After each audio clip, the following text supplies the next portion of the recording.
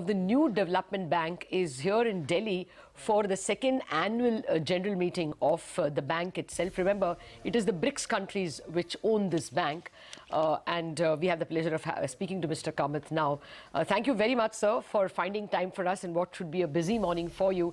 My first question really is that from your perch, you will be better able to judge global growth. Do you expect that year 2017 is going to see better global growth than in the past many years?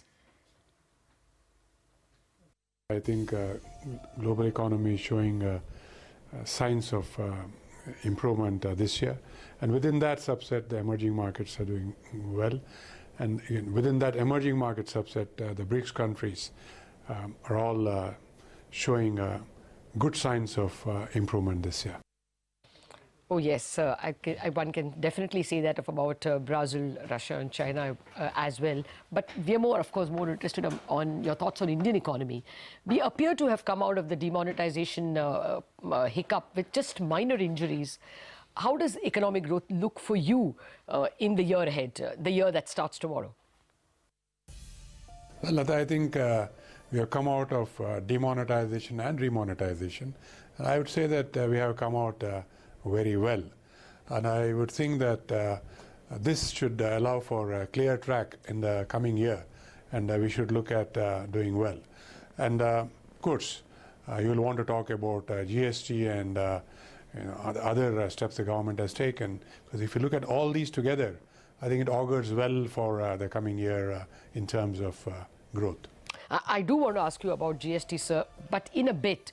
First, your own area, banking, that's actually been the one which has not been attended to. The bad loan issue is choking the flow of funds and maybe growth.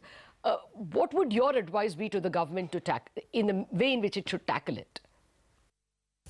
Well, resolution of a bad loan, and I think we have had this chat several times. Basically, you have to look at three contexts. One is recognition, and I think the recognition part of it has been done, and we have to thank the Reserve Bank for sitting at the table, as it were, and getting banks to recognize the actual scenario. The second part is really the resolution, and the third part is if there is any capitalization or cleanup, that part of the equation. I would think that we are in the second stage now, which is the resolution. And I suddenly see urgency. I heard the finance minister talk about the need to urgently move on resolution. I think he's setting some tough timelines, and I would fully support that we need to have a time-bound program to resolve assets.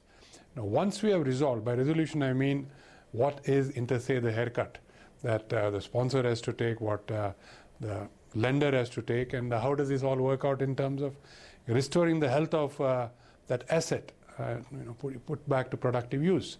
Thereafter, you can think about what to do with that asset. Keep it in the hands of the bank, or if there are buyers in whichever context, to actually sell it off to those buyers. But I think we have to get to the next step of resolution, so that you have a workable, viable entity.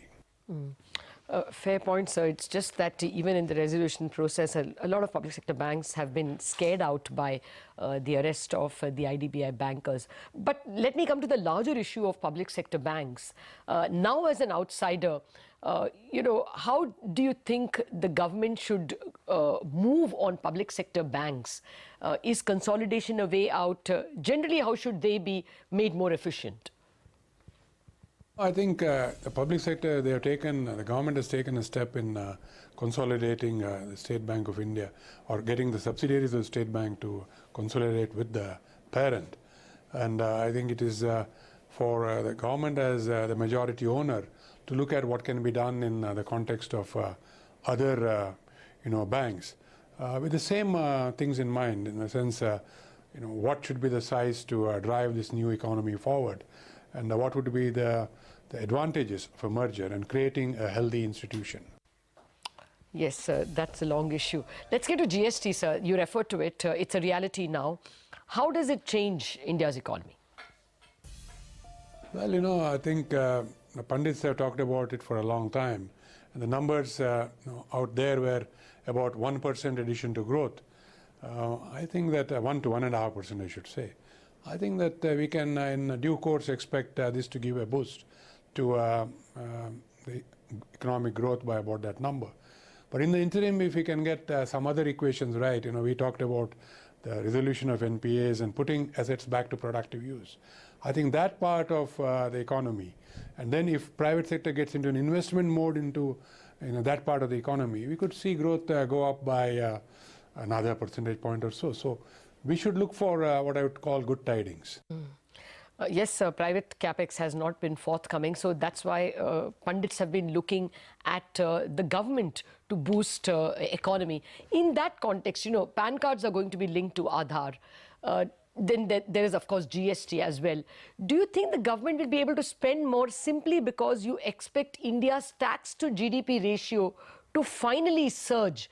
Do you generally see more tax compliance and more money with the government? Lata, I always have talked about technology. So this is right up that sweet spot of technology. And I would actually say that link it back to the whole demonetization process, the remonetization process, the fillip it has given to digital banking, which has, I would think, pushed the digital frame by about 7 years. It would have taken 7 more years to reach where we are now reaching in the intensity with banks are driving digital cash. Now, all this in a way connects the digitization move, the use of Aadhaar and of other enablers into better compliance, as it were, systemic compliance, which should lead to a better, I would say, tax to GDP ratio in fact, in the near term, not necessarily in the long run. So this is something that is a game changer, as I see. Okay. Well, actually, sir, earlier, before we started the show, my colleague and I were talking about how this year has seen some seminal changes in the policy architecture in India in FY17. Monetary policy being set by the MPC, not just by one governor. And the GST Council, a brave new federal experiment. Do you think all this is adding to a big reset of the Indian economy in a sustainable way? Well, clearly, yes. My answer is a big yes. And I would add to that so that the picture is complete, the whole digital move that we just now talked about. All these three things point to a big reset of the Indian economic space, as it were, which should lead to a very optimistic year going ahead. And along with some of the other developments in the country, I think we are looking for good growth in the coming years. Well, finally, sir, actually the defining point this year has been the political. We seem to be in for a stable polity for a longish period. As we were discussing before, 53% of India is now in NDA-ruled states, and the NDA itself looks set for a longer innings in the centre. How does that change the game for the economy? See, I would put it this way, that in any country's context, a strong political base gives a momentum to growth. And indeed, this government has been driving growth in a very significant way. And the current context makes it, in the position even stronger. And one should be significantly more optimistic in terms of growth going forward. So I think the steps are very clear. From 7.1, India should aim at getting to the next jump, which is 8.1. And I think then getting growth to a higher paradigm will become even easier. I'm sure the government and the leaders will drive to this number. Okay. You used to be a big bull on India, Mr. Kamath. Now you're still a measured bull. Thank you for that 8.1% number. It will be magical if FY18 got us there. Thank you very